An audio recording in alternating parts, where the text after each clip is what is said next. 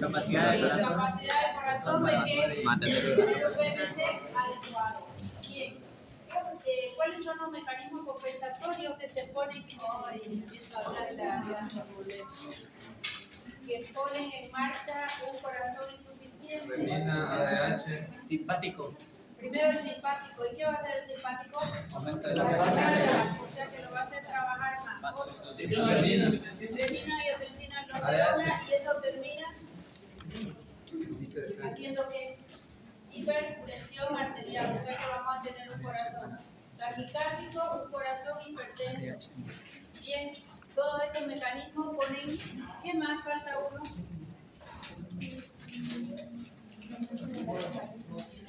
Eso es una consecuencia. Vasoconstricción. Vasoconstricción ya está. Adrenalina, angiotensina aldosterona, taquicardia por estimulación. ADH. La antidiurética, ¿qué va a hacer? Retención de agua. Retención de líquido y por un aumento de bulimia e hipertensión. Todos estos mecanismos compensatorios terminan agravando silencio, nuestra insuficiencia cardíaca. ¿Cuál será nuestro objetivo terapéutico? Inhibir estos mecanismos compensatorios. Los mecanismos compensatorios lo agravan. ¿Cómo puedo bloquearlo? ¿Voy a dar un beta-bloqueante, sí o no? Idealmente no. ¿Por qué? Porque bloquea todo el corazón, todas las propiedades. Porque nos va a bajar las 4 propiedades, ¿verdad? Entonces nos baja la contractilidad, que es el principal objetivo terapéutico que tenemos, es más bien aumentar la contractilidad en la insuficiencia cardíaca izquierda. Bien, ¿qué fármaco le vamos a dar a este paciente? ¿Cuál es mi objetivo terapéutico? Aumentar la contractilidad. Voy a disminuir los mecanismos compensatorios. ¿Qué voy a usar para ello?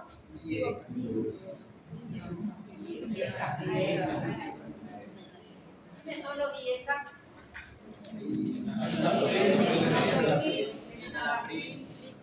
¿Quién tiene semividad más larga? ¿Lisinopril o captopril? Captopril es de semivida más corta. Lisinopril más larga que el enalapril. ¿Qué hace la precarga IECA? Favorece la recarga. Por esa puerta va a irse. A ver, abre su propiedad. ¿Qué hace la precarga? Disminuye. Va a bajar trabajo cardíaco, disminuye probabilidad de entrar en una SC. ¿Qué le hace a la poscarga? También la disminuye. Favorece la expulsión del ventrículo hacia la aorta. ¿Qué más voy a hacer? Este mecanismo compensatorio, al bloquearlo, ya disminuye precarga, poscarga, probablemente ya la hipoperfusión baja también y la taquicardia ya queda compensadita. Bien, ¿qué otro objetivo terapéutico? Aumentar contractilidad. Aumentar la contractilidad. ¿Con quién lo hacíamos? La digoxina. Levante la mano quien me explique el mecanismo de acción de digoxina. Otra. Todos los que sepan, a ver arriba la mano. Quiero ver quién lee. Lo de siempre y lo demás. A ver, ayúdame.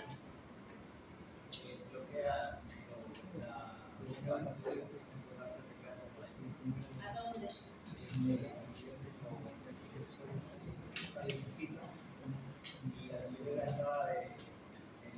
La bomba, mejor dicho, puede permanecer más tiempo dentro de la celular, por ende se mantiene más tiempo excitado y la concentración del colon.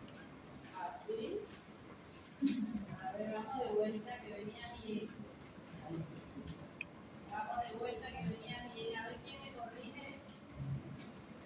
O sea, el aumento de sodio intracelular hace que se hablen los canales. ¿Qué va a pasar si el sodio queda dentro de la célula? La lesiona. La lesión va a provocar injuria, puede llevar a necrosis y muerte celular. Rápidamente el cuerpo reacciona. Eso es uno de los factores de lesión celular. ¿Ya? Lesión celular hay que estudiar bien, porque la mayoría de las patologías donde hay inflamación, hay lesión celular. Bien, entonces, ¿qué va a pasar con ese sodio intracelular? Va a intercambiar con el plasma. Va a estimular un intercambiador diferente a la proteasa.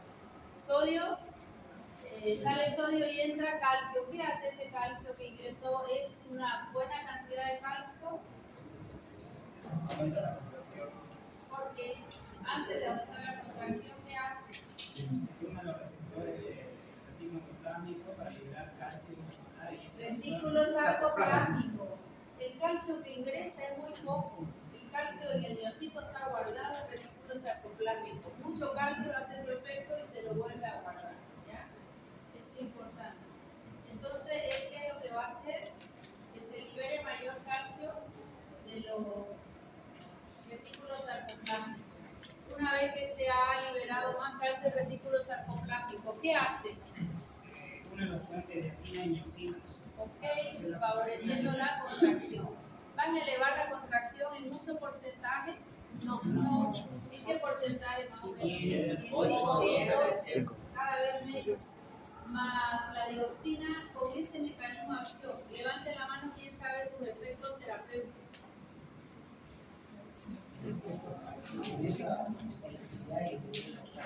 Fuerte, Arroyo. Aumenta la contractilidad y disminuye la otra propiedades. Aumenta contractilidad, disminuye automatismo, conductibilidad y excitabilidad. Ok. ¿Qué característica tiene digoxina al momento de usarla? Yo puedo usar una dosis usual que son 250 microgramos o 0,25 miligramos y ya consigo su efecto. Arriba esas manos, a ver. Tienen que venir leídos a la clase, ya han acabado el examen y ya. El 9 no quiere dar clase, o sea que han tenido libre. ¿Tiene algo que tiene que ver? A ver, Necesito primero una dosis de impregnación. dosis de impregnación, ¿por qué? Porque está subiendo fuerte. Tiene un PA de porque es que llenar todo donde se puede almacenar y de ahí recién va a actuar como tal Su el PAD es sangre. muy alto, yo tengo que llenar primero todos los lugares donde se acumula y recién en sangre voy a tener la concentración plasmática adecuada. Y si tomo en vía oral, ¿cuántos días dura su dosis de impregnación? 10 días. 10 días, recién el día 10, si no hay apuro. Pero si ese paciente entró de emergencia por insuficiencia cardíaca, edema agudo de pulmón, lo seca, ¿qué le doy para secarlo y sacarlo del edema agudo de pulmón? Ampolla. Y ya ahora lo que queremos es estabilizarlo, va con todo el venoso para recién mandarlo a casa con una vía oral. Ahí podemos hacer una digitalización rápida. Esa normalmente la podemos hacer en ampolla. Ok. Franja terapéutica de la digoxina. ¿Qué significa que sea estrecha? Además de insuficiencia cardíaca, ¿para qué más la puedo usar? Si ella va a aumentar contractilidad, pero me va a disminuir las otras propiedades cardíacas. Para taquiarritmias supraventriculares, para FA, aleteo auricular, una fibrilación auricular o un flatter glúteo auricular.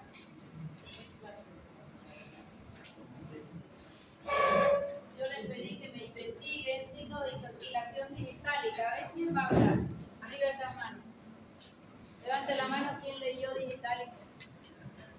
Levante la mano quien estudia medicina. Levante la mano quien quiere ser un buen médico. Adivinen cuántas farmacologías tienen.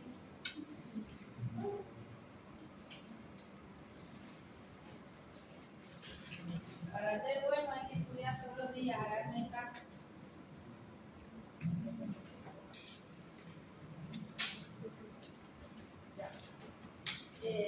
Signos de intoxicación, a ver, nombrarme alguno. Por ejemplo, en el electrocardiograma se puede ver una onda telipásica, una para abajo, Una TEVI básica, eso sí tenemos electro, pero todavía está en la casa nuestro paciente y cuando le damos digoxina tenemos que alertar a la familia a los signos de intoxicación. ¿Cuáles son? anorexia.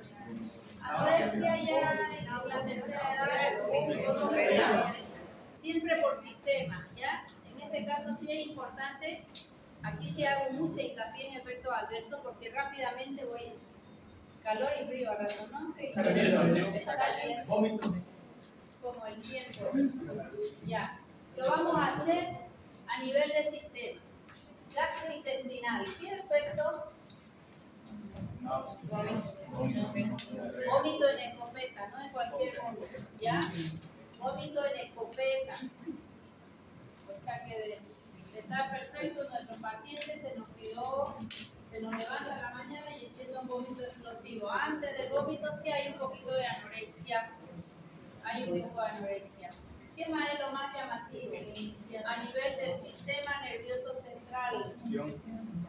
Disminución de la visión, psicosis. Confusión, psicosis, alucinaciones, delirio y paranoia.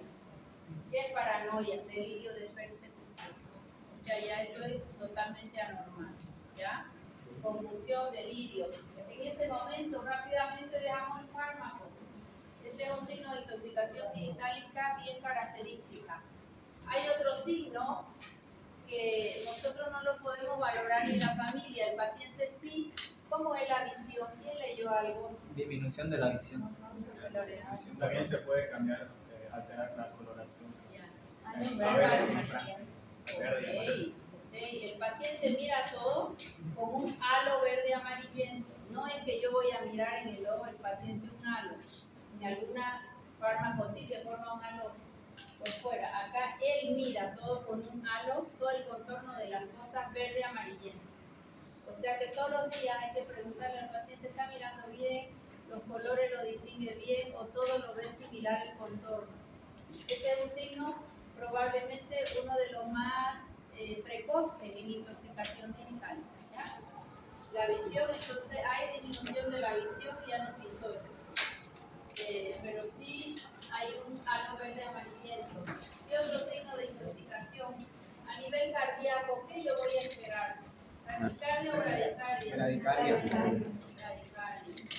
Bradicardia, y si ya entró a la emergencia y tenemos un electro, sí es una onda T bifásica, una T picuda y una T hacia abajo. Eso es bien característico en intoxicación digital. Bien, eso como lo más importante. Toda vez que vamos a administrar el fármaco, siempre tenemos que hablar al paciente primero sobre la digitalización. Si es que no se la han hecho en el hospital, 10 días y recién alcanzó el efecto terapéutico. En cuanto a su farmacocinética, que es importantísimo saber. Llega al intestino y Bacterium letum es el responsable un 10% de llevarse digoxina, 10%. Ese 10% hace diferencia, sí. Si vamos a tomar un antibiótico, pues probablemente eso vaya a barrer la flora. En su distribución, que es importante, BAD altísimo. Búsquenme el BAD de digoxina, a ver hasta contárselo. Volumen aparente de distribución de digoxina. Sí, esto está con calefacción. ¿Y nadie lo sabe apagar? ¿Ah? 7 litros por kilo. 7 litros por kilo es un BAD alto. A partir de 0,6, 0,8 y hablamos de un intracelular. Parece que este multimedia nos va a dejar en algún momento. Si no, paramos. ¿No será el cable? Parece que allá, mira, que se apaga. El doctor de cirugía igual pasaba. Ya, ya se quedó bien. Le damos un último chance. 7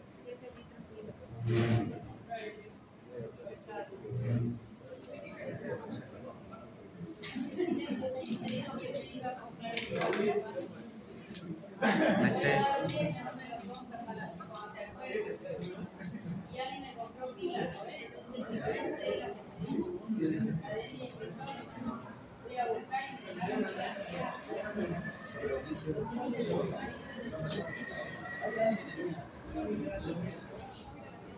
Que no, Mercedes, que no se agache.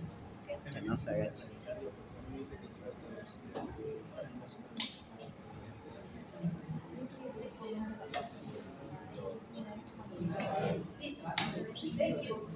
Ahora no anda. Hay que volver a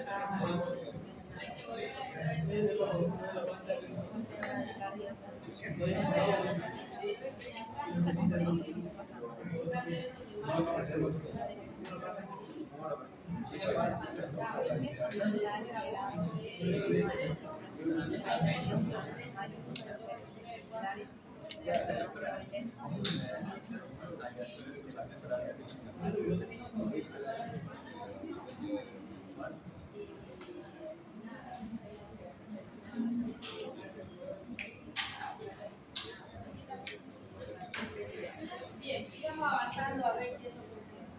Entonces, signo de intoxicación digitálica, importantísimo. ¿Cuántos tienen los comprimidos de digoxina?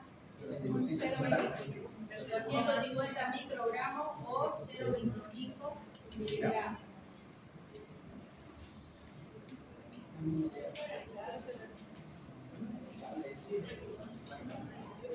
Fuente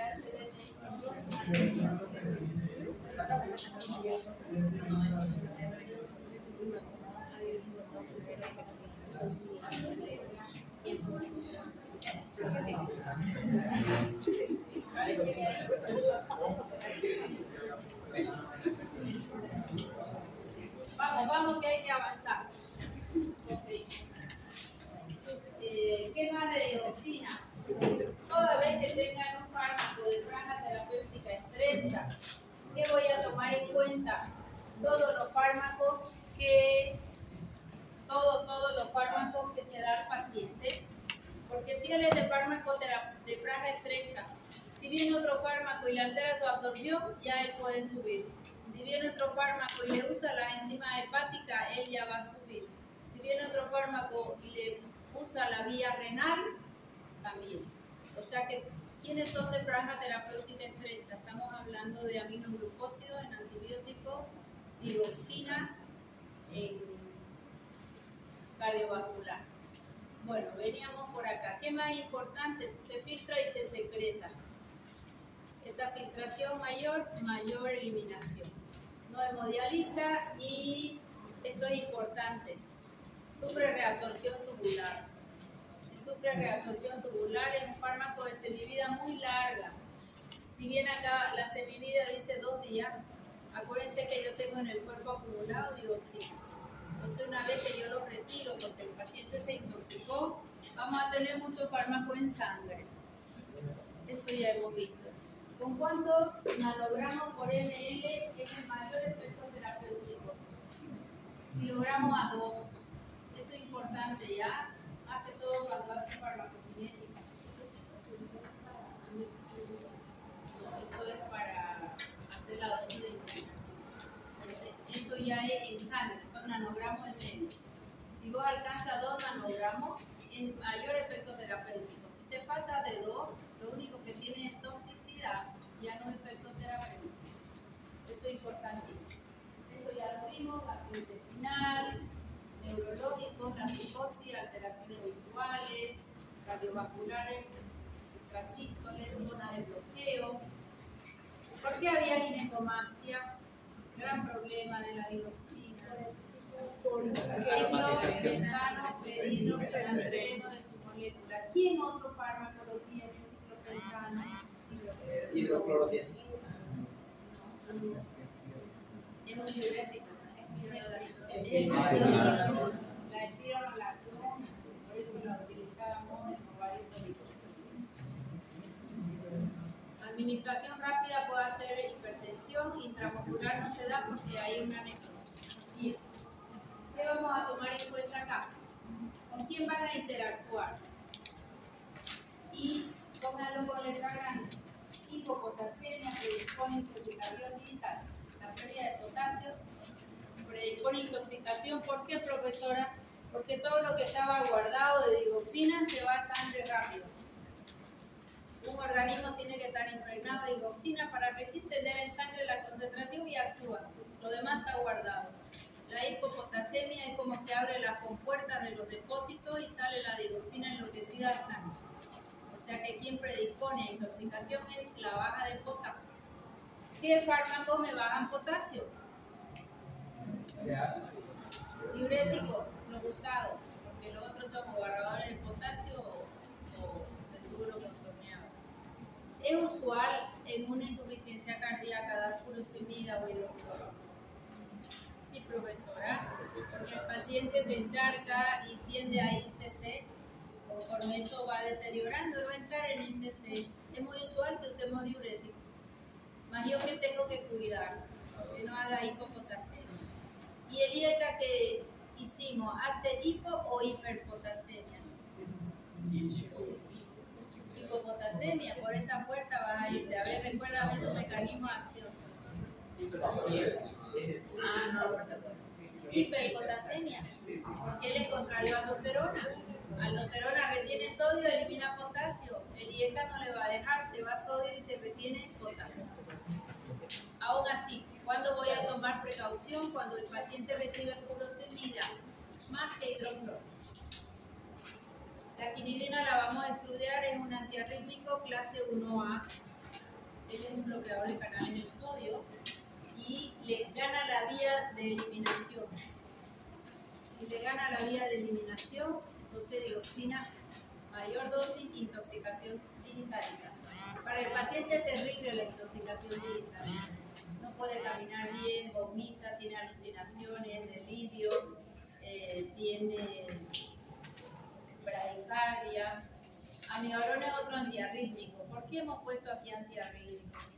Porque es muy usual que estos pacientes tengan su foco de arritmia, entonces se van a combinar.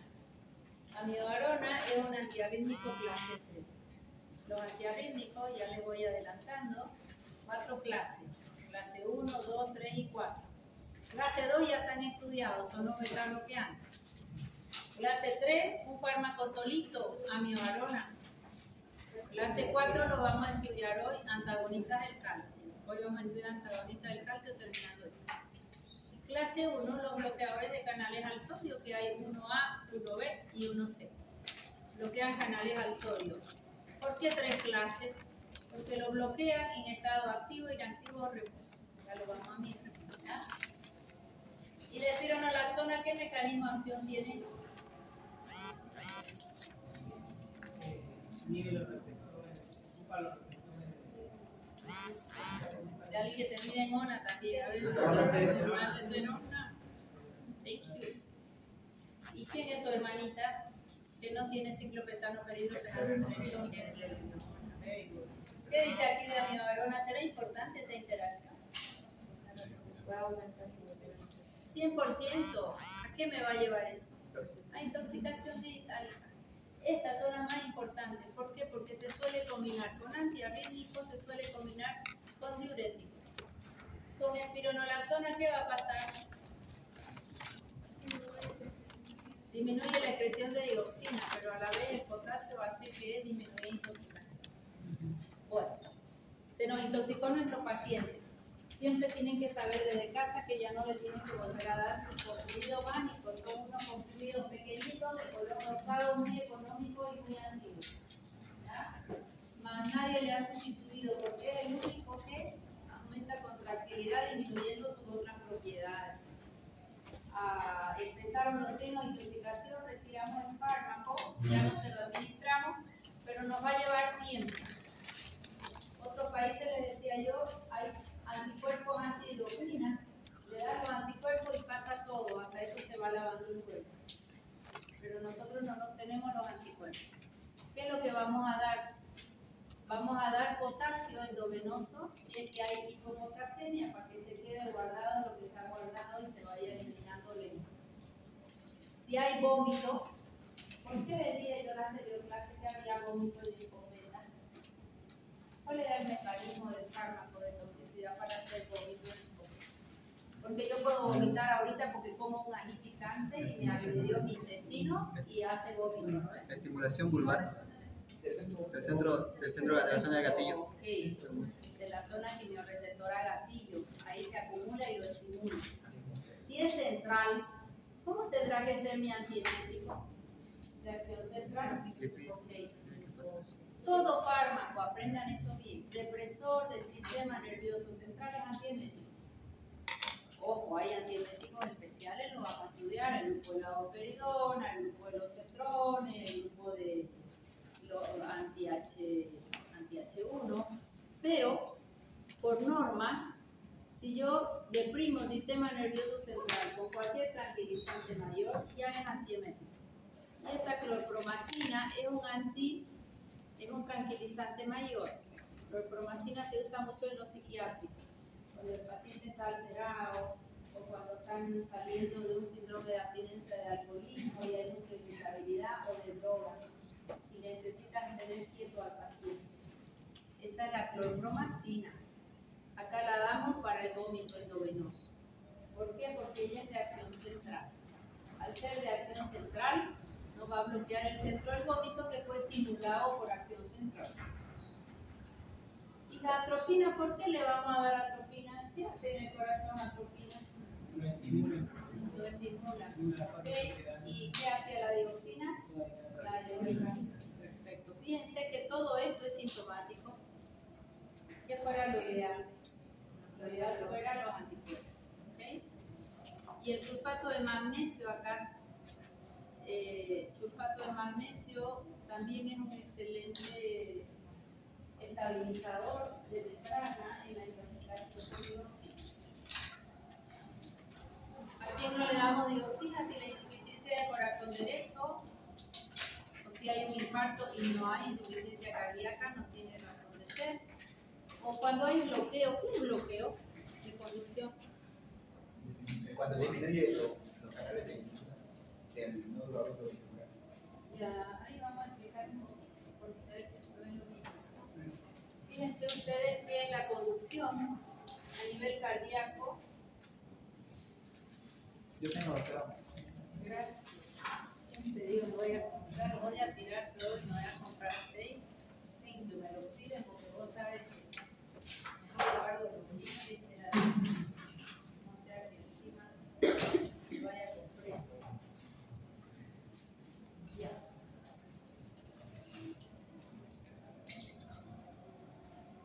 ¿Dónde se produce el impulso eléctrico? No, se produce el nodo sinusal y tiene que ir viajando ese impulso eléctrico hasta los ventrículos. Normalmente viene por acá, el impulso eléctrico, viene por acá y acá tengo dos caminos. Al mismo tiempo dan la vuelta acá, se chocan entre ellos, vuelve el impulso y se viene para acá y ya despolariza el ventrículo izquierdo y aquí el derecho. Eso es lo normal. Pero ¿qué tienen que saber bien? Se lo tienen que imaginar porque uno después ya no se le olvida.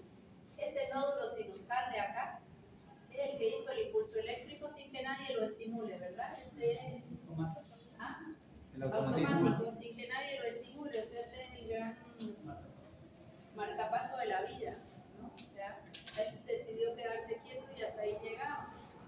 Él genera un impulso eléctrico, pero en cada punto por donde él pasa, tiene que haber una despolarización. En cada punto hay una despolarización. Y la despolarización, si se acuerdan de fisiología, primer tema, ¿de quién dependía? Canales del conductón calcio, le voy a dar. La despolarización depende de calcio. Acá hay una generación de un impulso nuevo, pero acá en cada punto tiene que abrirse canales de sodio, se despolariza, se cierra y después en el otro punto. ¿Okay?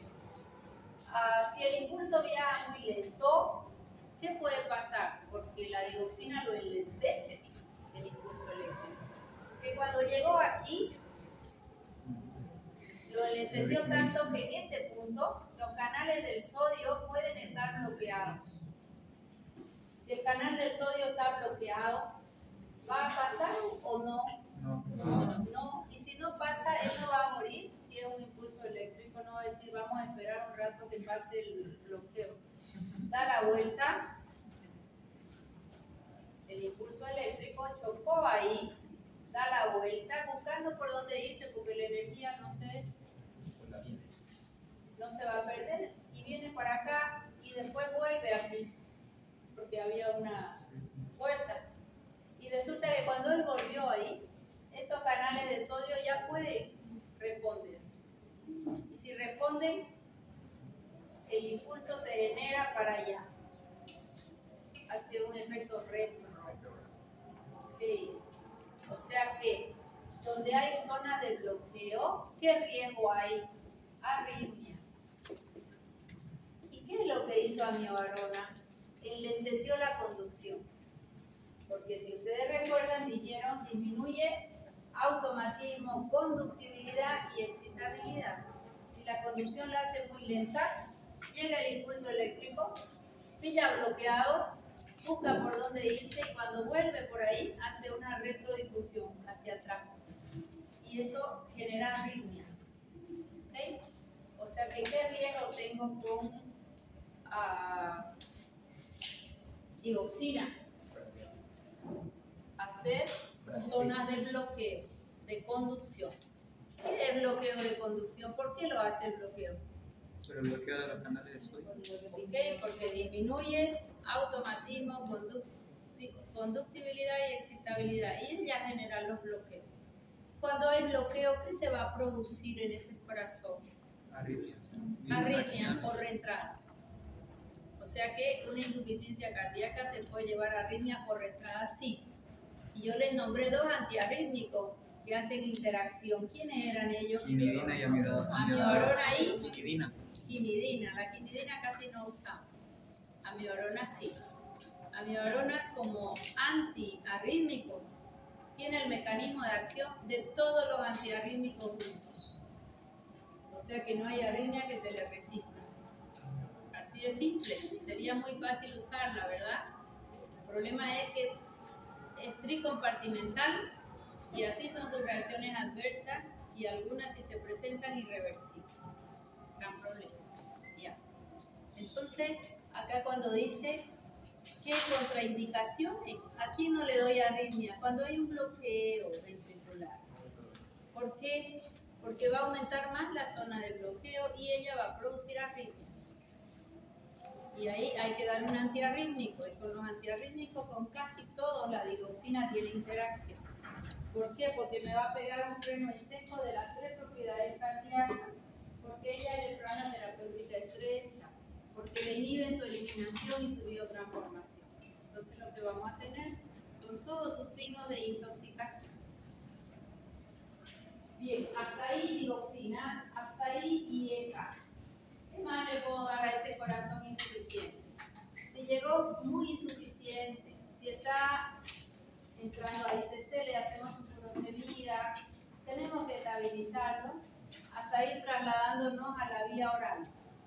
O sea que esto que tienen en la pizarra es como una medicación de rescate mientras lo vamos a luego estudiar y medicar al paciente. Porque la contractilidad está tan deteriorada que vamos a tener que aumentarla con dopamina. ¿Qué significa aumentar con dopamina la contractilidad? ¿A qué precio? ¿Qué más voy a aumentar? Automatismo, conductibilidad y excitabilidad. O sea que esta es una medicación de momento. Es una medicación de momento para tener un efecto beta. La dobuta, mejor que la dopa todavía. ¿Cuándo voy a elegir la dopa y no dobuta? Very good. Él estudia, Kenneth estudia.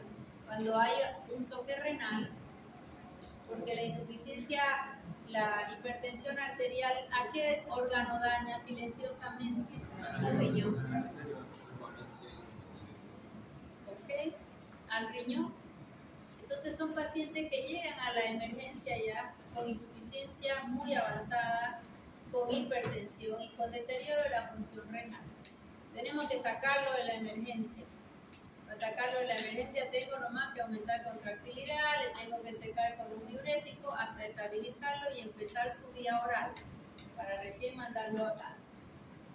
Estos nos van a sacar del cuadro, más no es una medicación de largo plazo.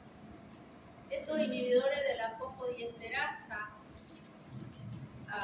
prometieron ser buenos, mas no resultaron ser tan buenos. ¿Quién sabe qué es la fosfodiesterasa y qué hace?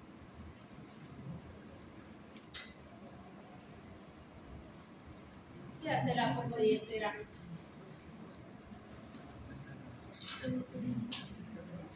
Inhibidores de la fosfodiesterasa. Ellos van a aumentar la contractilidad porque ellos van a permitir el ingreso del calcio. Esto apréndanlo de una vez. Fosfodiesterasa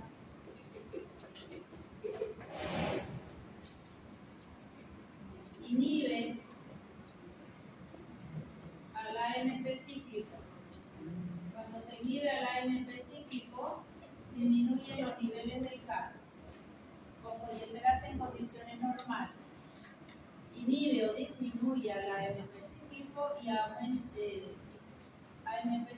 inhibe a AMP cíclico y con eso disminuye niveles de calcio. Si yo inhibo a la fosfodiesterasa, disminuye, no, esto estimula el AMP cíclico, ahora sí.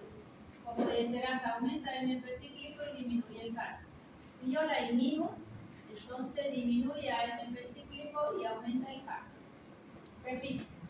¿Qué hace la fosfodiesterasa en condiciones normales? Aumenta el AMP cíclico y disminuye el calcio. Si la estamos inhibiendo, disminuye el AMP cíclico y aumenta el ingreso de calcio. Resuelve. AMP cíclico y calcio siempre son antagónicos. AMP cíclico y calcio siempre son antagónicos. ¿Quiénes son ellas? Amrinona, milrinona, muchos no vamos a hablar de ellas porque no fueron tan efectivas como parecen.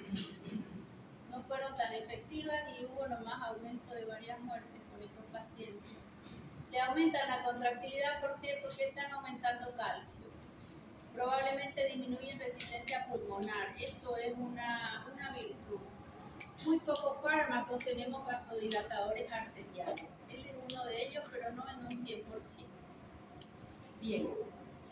Cuando hablamos de fármacos vasodilatadores, los únicos que hasta aquí no son vasodilatadores son los diuréticos, aunque la dioxina se le atribuye un efecto vasodilatador pulmonar. Todo vasodilatador venoso disminuye precarga y el arterial la poscarga. Y resulta que casi todos son mixtos. Por ejemplo, un IECA, ¿qué hace un IECA? Disminuye precarga, disminuye poscarga. ¿Qué más hemos estudiado de acá? Vamos a estudiar hoy nifedipino, antagonista de calcio. Prazosina hemos estudiado. Prazosina, terazosina, doxazosina, mecanismo de acción. Lo que ahora es alfa, very good. Nos llaman los alfa. Entonces son vasodilatadores arteriovenosos mixtos. El minoxidilo, ¿para qué usamos hoy en día minoxidilo? Para el envejecimiento del cabello. El minoxidilo aumenta conductancia al potasio y eso hace vasodilatación. Y resultó que cuando él es un antihipertensivo, vieron que en estos pacientes les crecía el cabello por todos lados, hombres y mujeres, peladito y no peladito. Peladito de verdad.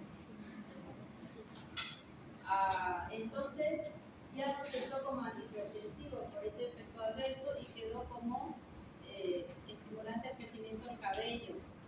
Si lo toman en vía oral, los pacientes son vasodilatadores y les baja presión. Entonces se optó, como es tan liposoluble, se ponen con una escobilla, ¿no? Para crecer la barba, los bigotes, incluso para el cabello.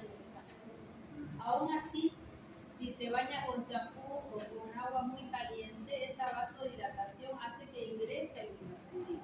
Más el agua caliente puede bajar la presión arterial, porque es antihipertensivo. ¿Ya? En vía oral, cuando te hacen el trasplante capilar, $1 por pelo me cobran. No sé porque tengo familia de peladita. Te dan en vía oral a tomar una dosis bien bajita. Aún así, es importante controlar presión arterial, porque es antihipertensivo bien poderoso. ¿Ya? Bien poderoso. Y su efecto adverso fue la hipertricosis, el crecimiento del pelo, y ahora que su efecto fantástico, ¿no ven? Y la racina la vamos a estudiar hoy. Fíjense que su vasodilatación es arterial o venosa. Él es el único vasodilatador netamente arterial.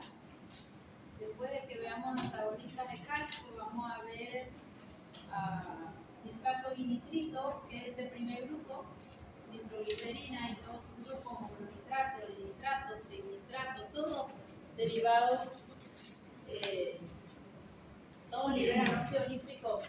Y disminuyen precarga y poscarga, pero lo hacen diferente.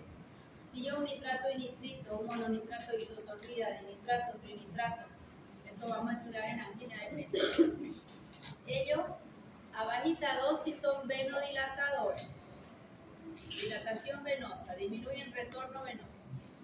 Doy más dosis, toman ya arterias, mixto, arteriovenoso.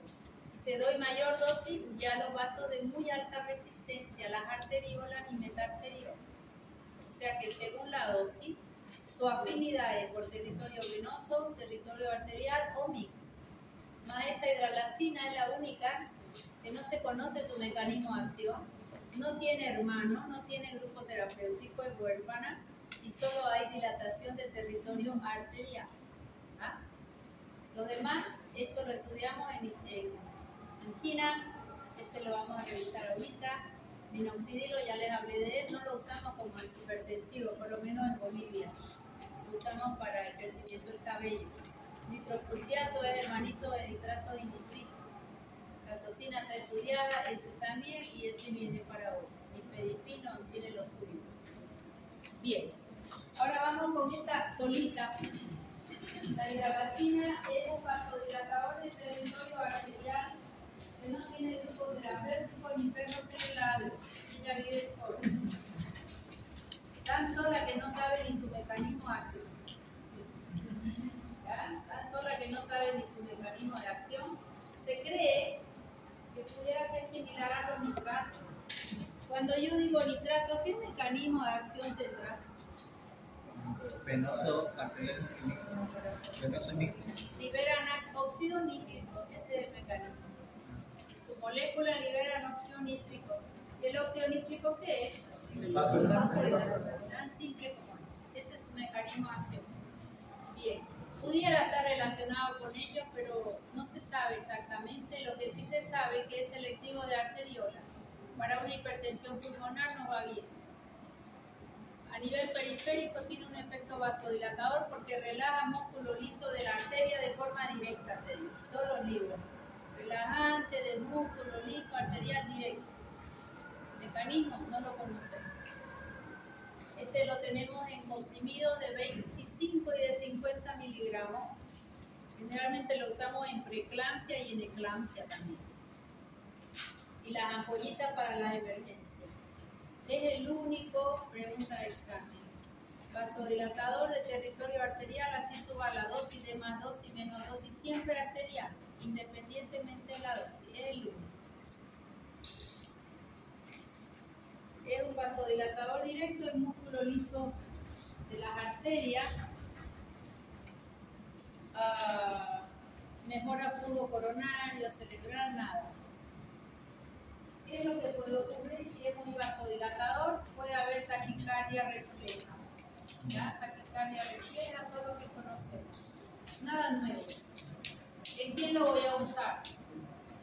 En hipertensión arterial, cuando los anteriores fármacos no dieron resultados, generalmente asociados a diuréticos o beta-bloqueantes, en una crisis hipertensiva puede ser útil por la vasodilatación arterial. Lo usamos en la crisis y es muy importante como una eclampsia, una preeclampsia. Insuficiencia cardíaca, cuando todo lo anterior que hemos nombrado no nos da resultado. ¿Qué de todo lo anterior? Son los dietas, son los diuréticos, son los nitratos y nitritos. Cuando todo eso no dio resultado, probablemente usemos una hidralacina. Es un medicamento huerfanito. ¿Qué es medicamento huérfano?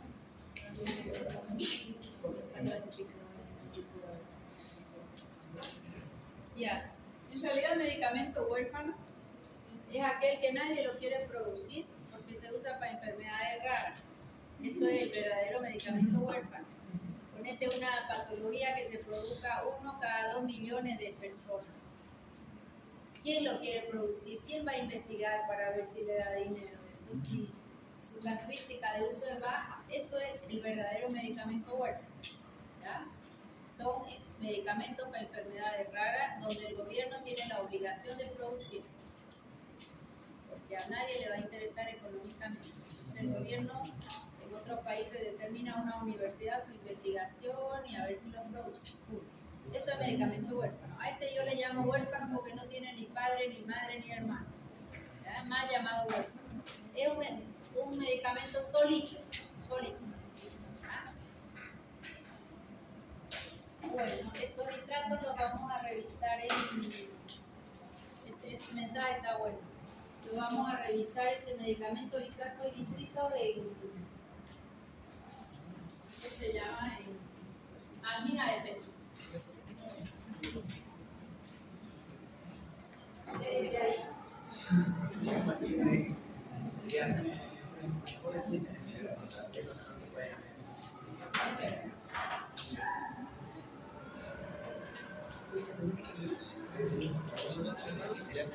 Bien, con eso terminamos insuficiencia cardíaca y vamos a entrar a un grupo bonito de fármacos que se llaman antagonistas de calcio o calcio antagonista.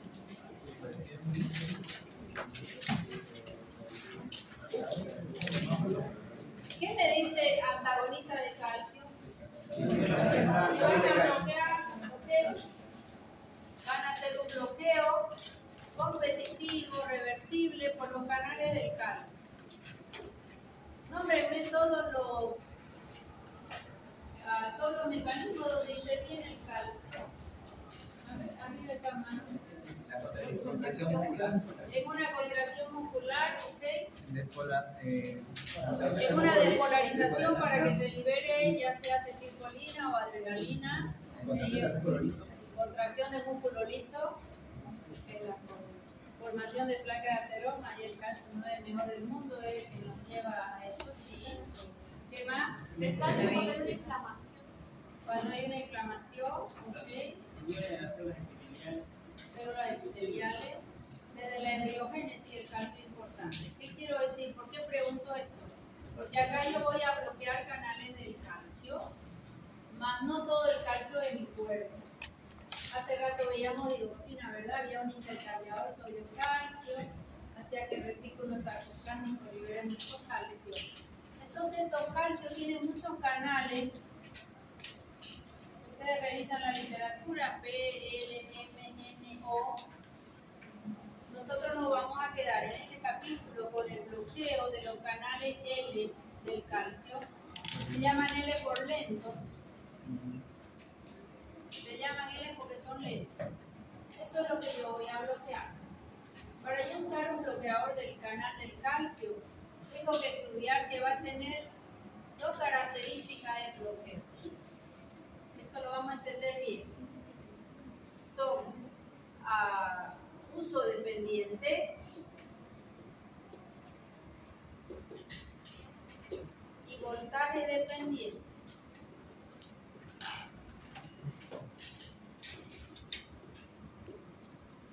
Para eso vamos a recordar un poquito potenciales de acción. ¿De quién es este potencial de acción que parece una curva de Gauss? Del corazón. Algo más fino, por favor.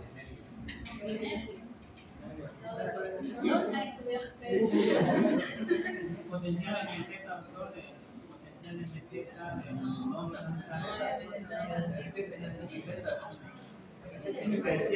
de criatura. ¿De quién es este potencial de acción y de quién es este potencial de acción? Músculo esquelético. No, allá. No, eso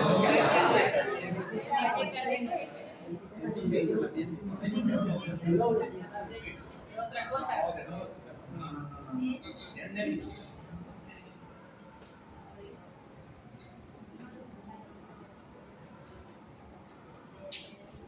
Bien, células automáticas, nódulo sinusal y el aurículo ventricular. Capaz hasta el de GIS, desde rutina. Todo corazón. En su nódulo sinusal se genera el impulso eléctrico. Yo le decía recién, tiene que conducirse. Aquí hay otro nódulo auriculoventricular, que si este tiene una frecuencia de disparo mayor, él no va a disparar, solo va a conducir. A de Higgs y red de Purkinje. Ahora, ¿se acuerdan algo? Sí. Ya. O sea que son las células automáticas. Si el nódulo sinusal no me puede hacer un impulso eléctrico porque vino Trypanosoma cruzi y se lo comió, ¿quién va a hacer? A frecuencias menores. Y si el aurículo ventricular está destrozado, y la red de Purkinje al final casi incompatible con la vida, 10 latidos por minuto, nadie va a resistir. Son células automáticas. Esto me lo van a repasar bien repasado, porque terminando antagonista voy a entrar a arritmia y es puro potencial, ¿ya? Este potencial de acción es de una célula automática. Estoy hablando de nódulo sinusal y aurículo ventricular. Su conductancia es para el calcio. Tiene que ingresar calcio y él se despolariza. Aquí hay una conductancia para potasio. Pero acá el que me interesa es este, I significa conductancia. Mientras que aurícula y ventrículo se relajan y luego se contraen, ¿cierto? ¿De quién va a depender su despolarización? Sodio. Conductancia para él, sodio. Una vez que ya se ha despolarizado y subió hasta más 30 milivoltios, aquí hay una discreta salida de potasio. ¿Y esta fase de meseta de quién depende? Sale calcio sodio. Calcio-sodio le llamamos, porque al hilo de sodio ahí también. Canales dentro del calcio. Principalmente calcio.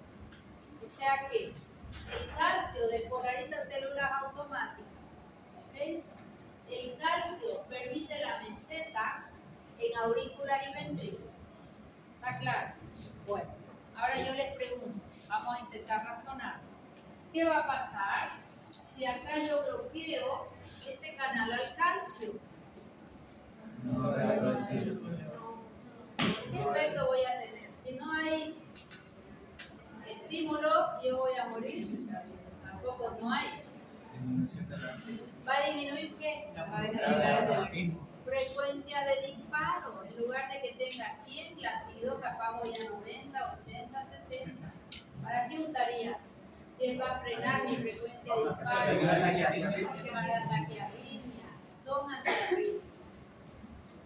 ¿Y aquí qué va a pasar si yo le bloqueo esta conductancia? Si le bloqueo, ¿se contrae más rápido o menor contracción? Menor contracción, disminuye la contractilidad. Pero, para que ellos actúen, tiene que haber dos características. Tiene una característica uso dependiente. A ver, ustedes me van a decir qué paciente usa más su compuerta del calcio, porque centra el calcio, cierra compuerta, centra el calcio, cierra compuerta. Este paciente A, que tiene una frecuencia cardíaca de 120, este paciente B, que tiene una frecuencia cardíaca de 72 latidos minutos. ¿Quién usa más sus canales del calcio? El paciente A. Ok, entonces estos fármacos hábilmente, ¿qué te dicen? Que su mecanismo de acción es uso dependiente. Se usa más el canal, él bloquea más. Se usa menos, bloquea menos. ¿Serán protectores cardíacos o no? Sí. Si yo estoy con 120 latidos, ¿me va a bloquear más o me va a bloquear menos? Más. ¿Por qué? Porque mi canal se está usando más. Y si tengo 72 casi ideal, mi frecuencia ¿bloquea más o bloquea menos? Ok. Es su principal característica. Más esta es también muy importante. ¿Qué significa voltaje dependiente? Que tiene afinidad por celular que despolarizan a menos 60 milivoltios. Y después de que ya la bloqueó a esa, recién va a tener afinidad por celular que despolarizan a menos 90 milivoltios. ¿Quién sabe cuánto es su potencial acá en reposo de una célula automática de 65 milivoltios. 65, hay quien te dice 55, 60. 60 más menos 5. ¿Sí?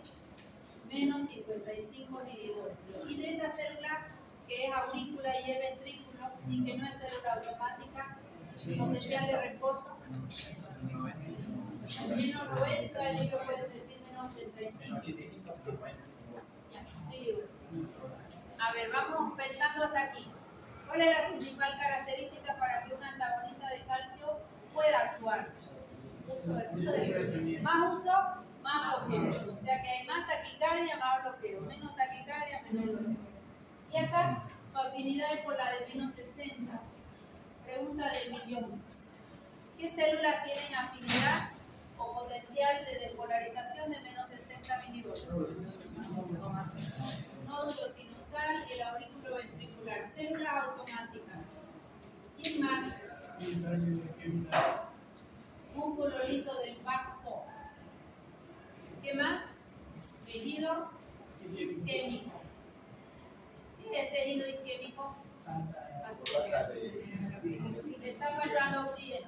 No es que se bloqueó el oxígeno, porque si no le llega oxígeno se necrosa. Todavía está isquémico. Vamos a ir pensando. ¿Qué pasa si yo a este nódulo sinusal le bloqueo el ingreso de calcio?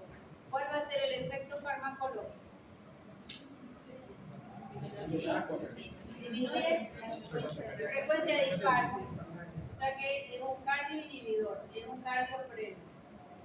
Y el músculo liso del vaso, si yo le bloqueo, tiene que se llama la parte central del vaso, el endotelio. La capa media, músculo liso, y la última, apéndice. Todo esto es músculo liso. Si vos le bloqueas el calcio de ese músculo liso, ¿qué va a pasar? Se dilata.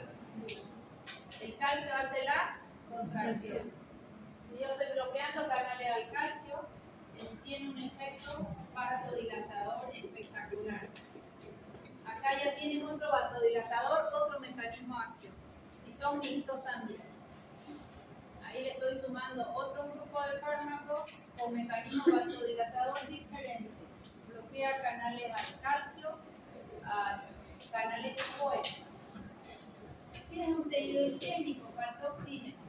Si este corazón, por acá sale aorta, por acá sale su coronaria para llegar aquí. Está isquémica toda esta área, le está llegando poco oxígeno. Porque esa coronaria hizo un vasoespasmo o hay un trombito ahí, o tiene placa de ateroma. ¿Qué va a pasar si le está llegando poco oxígeno?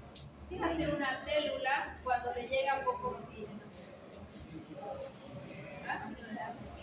Disminuye el ATP, disminuye el ATP, disminuye la ocupación, se hace más permeable la membrana celular. Intentando reactivarse más, sigue la isquemia. Fisiología no ha estudiado nada. Forma reactiva del oxígeno. Va a formar especies reactivas, los ROS, la especie reactiva del oxígeno, radicales libres y no me hace bien.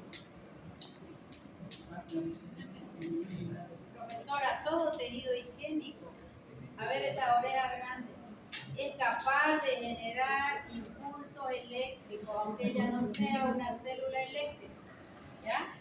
Este tejido isquémico va a generar impulsos eléctricos, igualito a esto, sin ser una célula automática.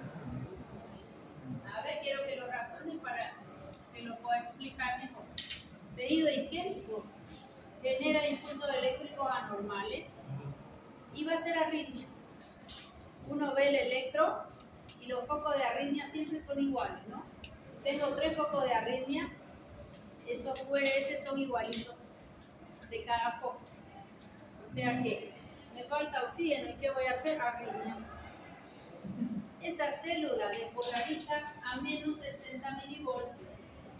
¿Qué va a hacer un antagonista de calcio en esta célula? Va a disminuir la Le bloquea el canal al calcio. Si le bloqueo el canal al calcio, ¿va a haber un nuevo potencial de acción? más lento. No va a haber. No va a haber. Entonces un antiarrítmico clase 4. Vamos a explicar de nuevo. Ya, vamos a explicar de nuevo del comienzo. Mecanismo de acción de este grupo de fármacos. ¿A quién van a bloquear? A canales al calcio. ¿Qué tengo que saber? Tipo E, ya, porque hay muchos más. ¿Qué tengo que saber? Sus 2 características. ¿Cuáles son ellas? Uso dependiente. ¿Qué significa que sea uso dependiente? Más se usa, más bloqueo. ¿Cuándo se usa más? Taquicardias. Porque quien hace células automáticas tiene este potencial de acción.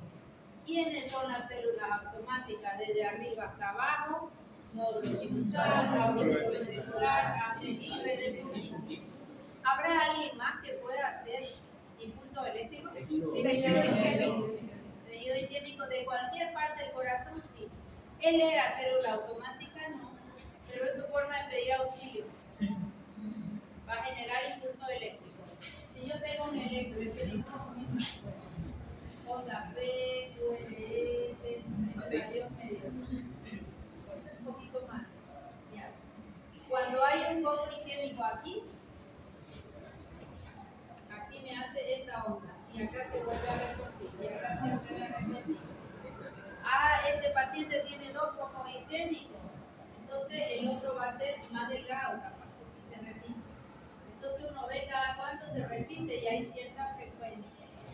Cada una de estas extrasíntoles o QRS anormales es un foco ectópico diferente.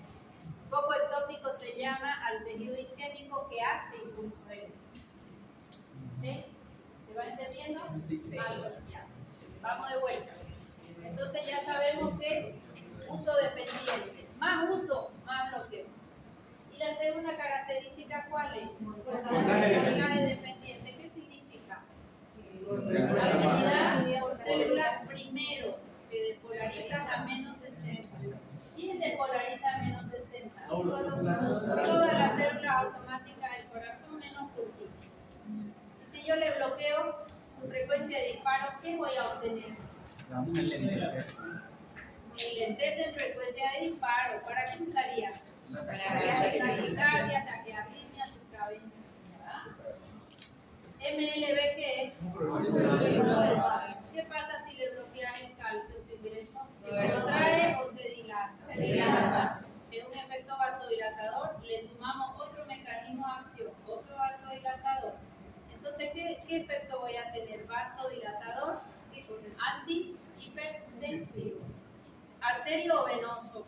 ¿Qué pasa con la precarga? Son vasodilatadores mixtos. Con la poscarga, listo. O sea que van a bajar presión. Y el tercer grupo, ¿quién más despolariza a menos 60 milivoltios? Tejido isquémico. ¿Qué es tejido isquémico? Le está faltando oxígeno, no en su totalidad, porque si le falta en la totalidad ya es necrosis, muerte, infarto.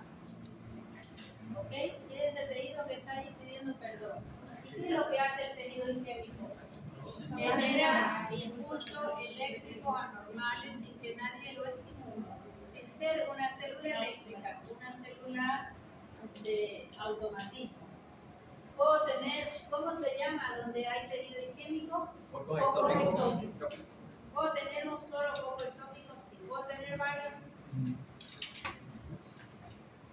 Entonces, si yo les pregunto ahora, díganme todas las indicaciones de los antagonistas de calcio. Levántenme la mano y me dicen por qué. ¿Para qué usarían un antagonista de calcio? Hipertensión arterial. Hipertensión arterial, me gustó. Taquiarritmia. Taquiarritmia, ¿qué más? En el electrocardiograma, para evitar, digamos, ectopía. Ectopía es arritmia por poco ectópico. Está bien, está bien. Esas son las indicaciones. ¿Cánula servirá para un glúteo? ¿Para un? Lo puede usar, pero de auxilio superior probablemente.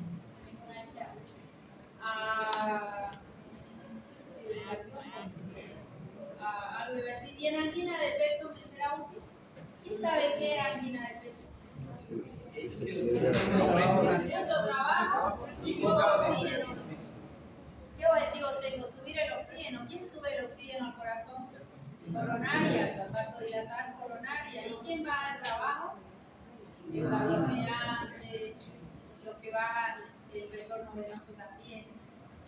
Y estos fármacos le frenan al corazón que trabaje menos y encima vasodilatan. ¿Pudiéramos usarlo en angina de pecho? Si estoy en crisis de angina, tengo que vasodilatar coronaria y nadie le gana a nitrato inhibidor. Pero si ya estoy fuera de crisis, pero mi paciente es anginoso, lo puedo dejar con un antagonista de calcio. ¿ya? Lo puedo dejar con una tablita de calcio. Mi próxima compra va a ser un micrófono. Hasta Dexa me lo puse porque perdí la voz completamente. Yo uso una Dexa y cada uno. Ya. ¿Se entendió? Sí. Bueno, ahora vamos a ir a su clasification. 3 grupos diferentes de antagonistas de calcio, sí.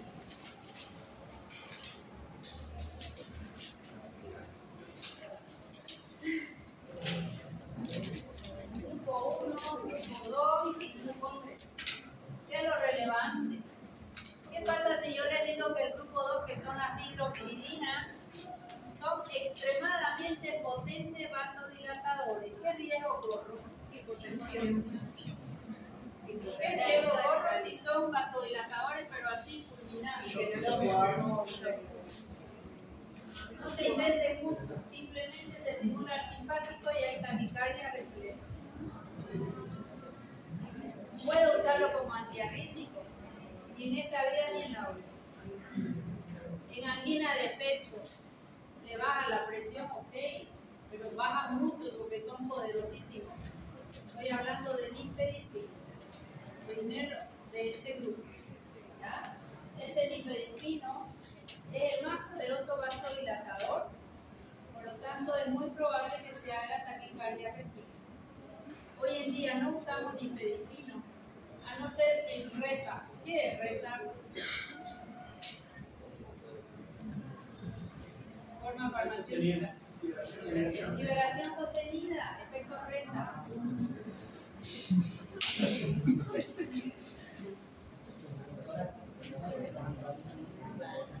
Se usa o único. Antagonista del calcio, grupo 1, grupo 2 y grupo 3. Se lo explico así para que se les quede y ya les muestro las figuritas a uno. ¿Qué voló ahí? El grupo 2, dihidropiridinas, son los más potentes vasodilatadores que se conocen. ¿Quién es su droga tipo? Nifedipino. Nifedipino. Le vamos a llamar de primera generación. Porque después vieron que mató muchos pacientes. Pacientes que tenían angina de pecho, hasta hace 20 años atrás, agarraba su nifedipino, que era una cápsula gelatinosita, la mordía a la punta y se lo ponía debajo de la lengua. Se ponía rojo como un tomate y él de estar muy dolorido hacía esto. ¿Por qué? Porque le vasodilató las coronarias, la isquemia se controló y ya no le dolía. Porque la angina, el dolor precordial es lo que le avisa que aquí no va bien, que está en crisis de angina, angina que no se controla, termina en infarto. Colocábamos el nifedipino debajo de la lengua, yo lo veía todavía esos pacientes, trabajaba en Caja Nacional en la farmacia, teníamos unos barrotes, siempre me dio la impresión que trabajé en una cárcel. Yo llegaba de Argentina, ya los hospitales eran bellos, donde a mí me tocaba hacer prácticas y trabajé un poco también. Y salió en el periódico esto de Caja y dije, ¿qué será esto? Examen de concurso, le vamos a medir los conocimientos y me presenté sin saber mucho. Ni a dónde iba.